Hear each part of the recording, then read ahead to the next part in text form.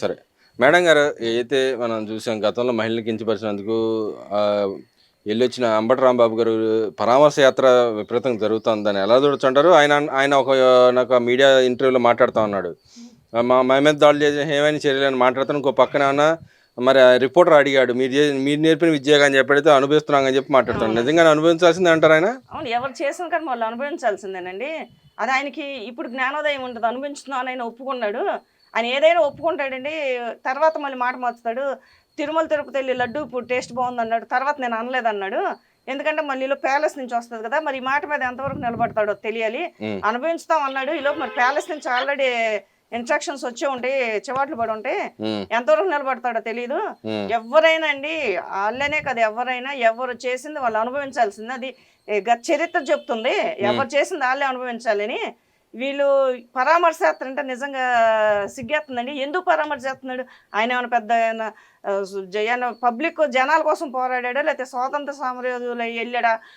మహిళల్ని కించపరిచి, భూమి మీద లేని మహిళల్ని, ఒక ఎక్స్-సీఎం తల్లిని కించపరిచి చేసిన తప్పు జైలుకి వెళ్ళి వచ్చాడు. ఆయన ఎందుకు పరామర్శిస్తున్నారు? ఇదంతా జనాన్ని మ్యానిపులేట్ చేయడానికి, ఏదో అంటే ఆ కులానికి ఆపాదించే విధంగా పెద్ద నాయకులాగా ప్రొజెక్ట్ చేయడానికి ట్రై చేస్తున్నారంటారు, లేకపోతే ఇవన్నీ ఒట్టిమాట.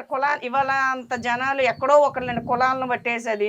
ఒకప్పుడు ముద్రగడ పద్మనాభాన్ని తీసుకొచ్చాడు, ఆయన పెద్ద ఒక కాపు జాతి ఉద్ధారకుడు అన్నట్టు.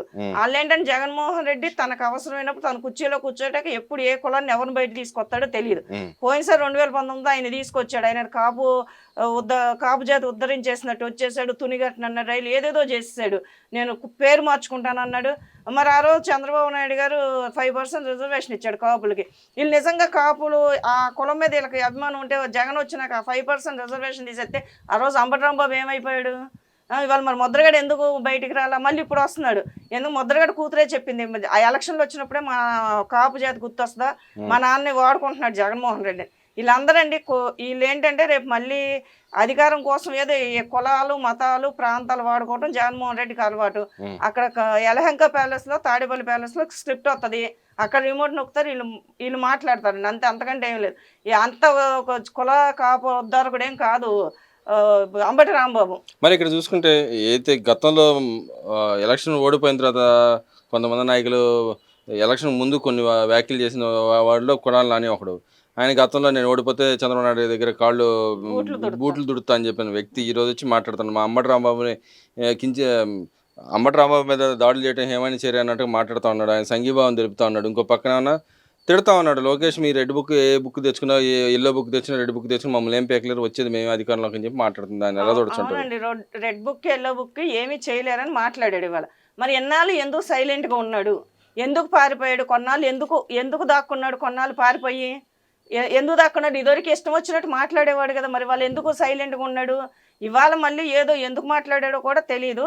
ఎన్నాళ్ళు హెల్త్ బాగా ఆవంకి వంక పెట్టి అసలు ఏపీలోనే లేడు, ట్రీట్మెంట్ కూడా ఇక్కడ బొంబాయిలోనే చేయించుకొచ్చాడు.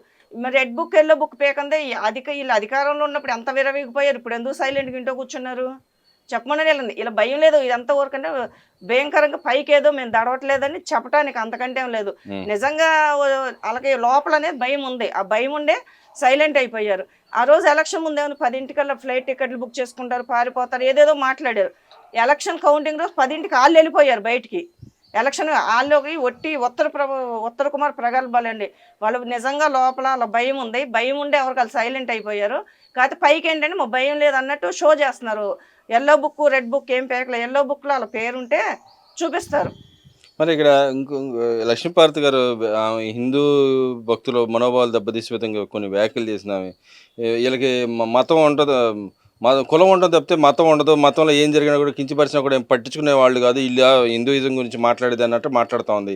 చెప్పుల మీద దేవుడు బొమ్మలు వేసుకొని తిరుగుతూ ఉంటారు అన్నట్టు మాట్లాడుతుంది. ఆ విధంగా కించపరచడం ఎలా చూడొచ్చుంటారు? అవునండి, దేవుడు బొమ్మల మీద చెప్పులు వేసుకుని తిరిగింది ఎవరు? వాళ్ళ వైసీపీ వాళ్ళు శాసన మండలిలోకి వచ్చారు. వాళ్ళు వచ్చారు కానీ టీడీపీ వాళ్ళు రాలేదు కదా చెప్పులు వేసుకుని.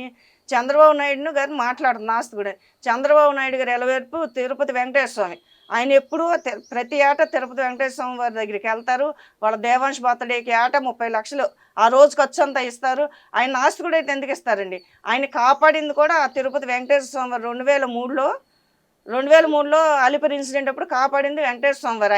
ఆయన ఎలవేర్పు వెంకటేశ్వర స్వామి వారు. ఆయన ఆస్తులు నీవెలా చెప్పదు? అసలు ఏమెవరండి మాట్లాడటానికి? ఏమేంటి అసలు ముందు? ఈమె ఎన్టీఆర్ ఫ్యామిలీ, ఎన్టీఆర్ పేరు చెప్పుకుని బతుకుతుంది, అంతకంటే ఏం లేదు. ఎన్టీఆర్ విగ్రహాలు తీసినప్పుడు మాట్లాడలే, ఎన్టీఆర్ యూనివర్సిటీ పేరు తీసినప్పుడు మాట్లాడలే. ఎప్పుడో ఏమో కూడా అప్పుడప్పుడు జగన్మోహన్ రెడ్డి పెడిగ్రీ వస్తాడు, అప్పుడు వచ్చి ఏదో మాట్లాడు, నేను అనేది ఒకదాన్ని ఉండాను, జనాలు మర్చిపోతారేమని. ఎవరు లక్ష్మీ పార్వతి అసలు? అంటే ఇక్కడ ఇంకో మాట కూడా మాట్లాడుతుంది. ఏదో సీఎం ముఖ్యమంత్రి పదవి కోసం ఈ పోకలాడు చంద్రబాబు నాయుడు గారిది ఏముంది, ఆయన కులం ఆ కులాలను కించపరుస్తూ ఉంటారు తప్పితే ఆ కులాన్ని కానీ ఆ సమాజాన్ని, హిందూ సమాజాన్ని ఆయన చేసింది ఏమి లేదు అని మాట్లాడుతూ ఉంది. దాన్ని ఎలా అంటే ఇక్కడ మా జగన్మోహన్ రెడ్డిని ఏదో రకంగా దానికి ఆ సామాజిక వర్గాన్ని మా వాడిని దూరం చేయడానికి ప్రయత్నం చేస్తున్నారని చెప్పి మాట్లాడుతుంది. దాన్ని ఎలా చూడొచ్చు? ఏమండి, ఏ సామాజిక వర్గానికి దూరం చేయట్లా, కులాన్ని అడ్డం పెట్టుకుంది జగన్మోహన్ రెడ్డి. మొత్తం రెడ్లకే పదవులన్నీ ఇచ్చేసి తన కుల రాజకీయం తన నాయకుడు చేశాడు. చంద్రబాబు నాయుడు గారు ఏ కుల రాజకీయం చేయాలి? ఇవాళ మంత్రులు అవ్వచ్చు, ఏ పదవులైనా సామాజిక న్యాయం చేస్తారు అన్ని కులాలకి ఇచ్చి. ఏ కులానికి అండగట్ల ఏమో కావాలని ఏం క్రియేట్ చేస్తుంది. కానీ చంద్రబాబు నాయుడు ఎప్పుడు కుల రాజకీయం చేయలేదని. కుల రాజకీయం చేసి నువ్వు నమ్ముకోను నీ బిగ్ బాస్ చేశారు కుల రాజకీయం. కులాన్ని ఎవరు దూరం నువ్వు నమ్ముకొని నీ జగన్మోహన్ రెడ్డి రెడ్లను చుట్టూ పెట్టి అన్ని కులాలను దూరం చేసుకున్నాడు. చంద్రబాబు నాయుడు గారు ఏం చెయ్యవసరం లే. ఇప్పుడు నువ్వు ముఖ్యమంత్రి పదవి కోసం ఆరాటం అన్నావు. నువ్వు దేనికి వచ్చావు ఎన్టీఆర్ గారి దగ్గరికి? నువ్వు దేనికి వచ్చావు? నువ్వేం చేసావు? నువ్వు చేసిన రాజకీయం తెలియదా? ఎన్టీఆర్ గారిని నిర్వీర్యం చేసి పార్టీని చేతిలో తీసుకోలేదు నువ్వు ఆ ముఖ్యమంత్రి పదవి కోసమేగా నువ్వు చేసి వాళ్ళని ఇక దక్కలేదని చెప్పేసి ఆ కులం మీద విషయం కొక్కుతున్నావు. నందమూరి కుటుంబం జోరికి కానీ ఆ చంద్రబాబు నాయుడు కుటుంబం జోరికి కానీ కొత్తే మొత్తం లక్ష్మీపార్వతికి గట్టిగా బుద్ధి చెబుతామండి. అసలు ఆ నందమూరి వంశాన్ని కానీ చంద్రబాబు నాయుడు మాట్లాడే అర్హత లేదు లక్ష్మీపార్వతికి. అంటే పదే పదే ఇక్కడ హిందూ సమాజానికి ఏదైతే గొడవలు సృష్టించడానికి కానీ ఇంకో పక్క హిందూయిజాన్ని భక్తితో చూడని వ్యక్తి వెనకాల ఇలా ఈ పోకలాడతాన్ని ఎలా చూడొచ్చు అంటారు నిజంగానే? ఇప్పుడు తిరుపతి రెడ్డి వ్యవహారం చూసాం, ఇటు పక్క నేను యాగం వ్యవహారం చూసాం, రెండిట్లో ఆయన వ్యవహార శైలి చూసాం, హిందూ మనోభావాలు దెబ్బతీసే విధంగా ఉంది. ఇంకా పోకలాట దేనికోసం అంటారు? దేనికోసం అదేనండి. ఇప్పుడు ఏదో రకంగా ఆమె వచ్చింది ఎందుకు? ఎన్టీఆర్ గారి ముఖ్యమంత్రి పదవి కోసం వచ్చింది. తమిళనాడులో జయలలిత గారు ఎలా తమిళనాడు అయింది ఏమో కూడా ఊహించుకుంది. జయలలిత గారిని టార్గెట్ పెట్టుకుని వచ్చిందేమో. కేవలం ఆంధ్రాలో ముఖ్యమంత్రి పదవి కోసం అది సాగనివ్వలేదు. అందుకని విషయం కొక్కుతుంది. నందమూరి కుటుంబం మీద అవచ్చు, చంద్రబాబు నాయుడు గారి మీద అవచ్చు, విషయం కొక్కుతుంది. ఏదో జరిగిపోయింది. నువ్వు నిజంగా అయితే అసలు ఎన్టీఆర్ కుటుంబం గురించి మాట్లాడే రైట్ నీకు ఎక్కడుంది? నువ్వు ఎందుకు మాట్లాడుతున్నావు? నువ్వు అసలు ఎవరివి? నువ్వు వెళ్ళి మరి ఎన్టీఆర్ మీద నీకు అభిమానం ఉంటే ఆయన తెలుగుదేశం పార్టీ ఎందుకు వ్యతిరేకంగా పెట్టాడు? కాంగ్రెస్ వాళ్ళతో ఎందుకు చేతులు కలిపాయి? వాళ్ళ పక్షాన్ని ఎందుకు నిలబడ్డా? ఏదో జరుగుతుందో అప్పుడప్పుడు వచ్చి నువ్వు కావాలని అసలు లక్ష్మీ పార్వతి మాటలు పట్టించుకునే వాళ్ళు ఎవరు లేరు. లక్ష్మీ పార్వతి గురించి ఎవరు ఆమె సోయిలో కూడా లేదండి. అప్పుడప్పుడు వచ్చి ఇలా గుర్తు తెచ్చుకుని నేను అనేది ఒకదాన్ని ఉండాను అంతే. అంటే ఇంకో పక్కన చూసుకుంటే ఆయన హోమం చూసాం. జగన్మోహన్ రెడ్డి గారి గతంలో అన్న తిరుపతి లడ్డు వ్యవహారం, అదో లడ్డు, అదేదో గుడి, అదేదో వ్యవహారం అని చెప్పి మాట్లాడిన వ్యక్తి ఇప్పుడు వచ్చి ఏదో హిందువుల యొక్క నేను హిందువులకి మనిషిని, హిందూయిజాన్ని ఆచరిస్తున్నాను అన్నట్టుగా ఆయన యాగం చేశారు. ఆ యాగాన్ని ఎలా చూడవచ్చు అంటారు? ఎంత ఓట్ల కోసం అండి. నువ్వు హిందువు అంటే ఎవరు నమ్మరు. నువ్వు క్రిస్టియన్వి. నువ్వు టీటీడీ చైర్మన్ బాబాయ్ సుబ్బారెడ్డికి ఇచ్చావు. అలా ఆవిడ బైబిల్ పట్టుకుని తిరుగుద్ది. సుబ్బారెడ్డి క్రిస్టియన్ పద్ధతిలో పెళ్లి చేశాడు. నువ్వు యాగం ఎలా చేసావు? కేవలం ముఖ్యమంత్రి పదవి కోసం చేసావు. నువ్వు హిందూ ధర్మాన్ని పాటించేవాడు అయితే కుడి భుజం మీద కండ ఎందుకు వేసుకుంటున్నావు? మగాళ్ళు హిందూ ధర్మం ఎడం భుజం మీద కండ వేసుకుంటున్నావు, కుడి భుజం మీద ఎందుకు వేసుకుంటున్నా?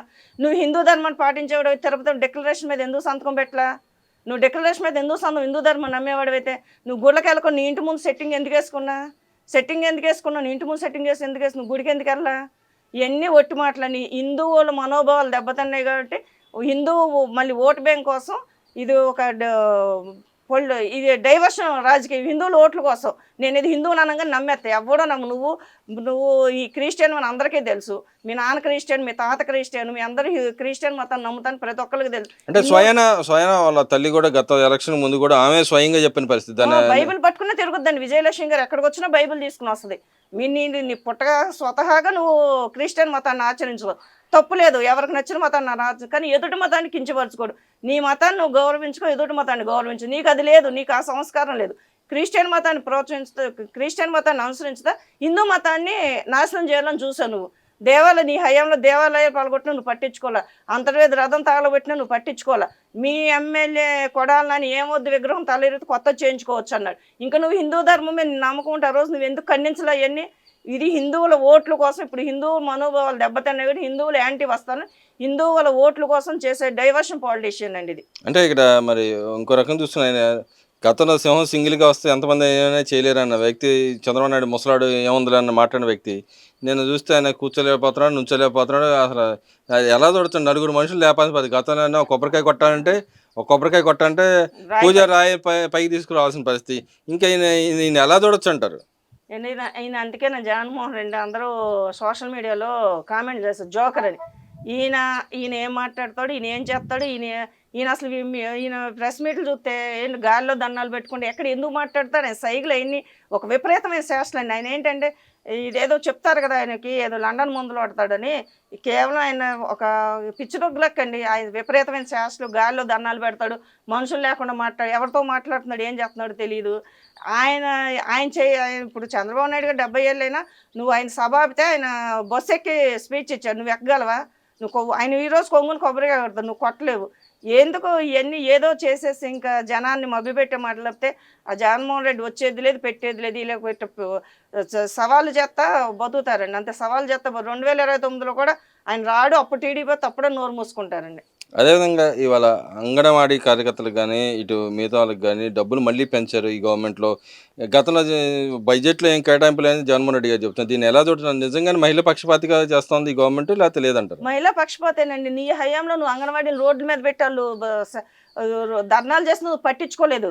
ఆ రోజే లోకేష్ గారు మాట ఇచ్చారు పెంచుతామని.